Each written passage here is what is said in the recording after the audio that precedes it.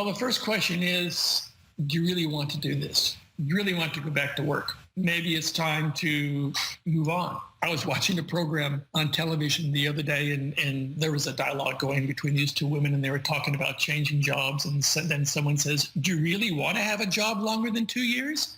I'm not saying that only take a job for 2 years. However, the trends are that people are keeping jobs for shorter periods of time. The idea of the job for life is really in the past. I mean, we all know about what happened in 2008 and the big downturn, and people's jobs for life were no longer there. And people started having a different attitude about working and about productivity and about doing things that they really want to do. Now, having said that, yes, the first question is, do you actually want to go back to work, or is your dissatisfaction or your lack of enjoyment an indication that maybe it's time to move on? The second thing is that if you do want to work there and there's attributes of your life and your job that are making it less desirable than you want it to be, then there's ways to enrich that. I mean, I think everybody goes through the same thing when they have a job for a long time. I have been training for probably about 20 years, and I got bored with my job. I did the same seminars, the same talk, the people, and my productivity began to drop. And I had to have a nice talk with myself because this is how I eat. And unless I do something about enjoyment with my work, then I'm going to be eating less. So I started on a campaign of how can I enrich my life in relationship to my workplace. So I'd start researching about changing the quality of the training environments that I work with. I make it a habit now to work in places that I want to work in. Fresh air is important. Natural light is important. Stimulation is important. So I changed my focus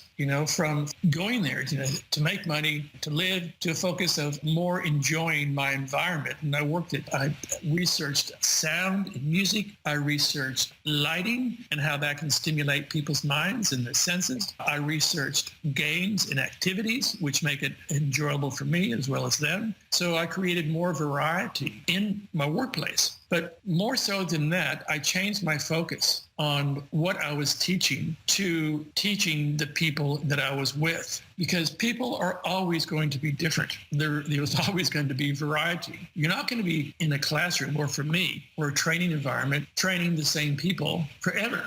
Every situation is different. Every individual is different. Every group is different. And that's what creates the variety for me and continues an ongoing and generative interest for me in the workplace. So I think that person has to find what is in their workplace that they can use or that they can create for themselves and that they can use to create more and more variety, which is going to make the workplace a lot more fun. Now, on that note, I was working for a consulting company in Melbourne, Australia several years ago. And the CEO that I was working for, I was impressed. For one thing, he implemented the things he learned in the workshop the moment he left. And for another thing, he always seemed to enjoy himself. And I says, Ian, you really seem to enjoy yourself here. And he says, yes, Terry, he says, there's two reasons to be in business, he says. One is to make money and the other is to have fun.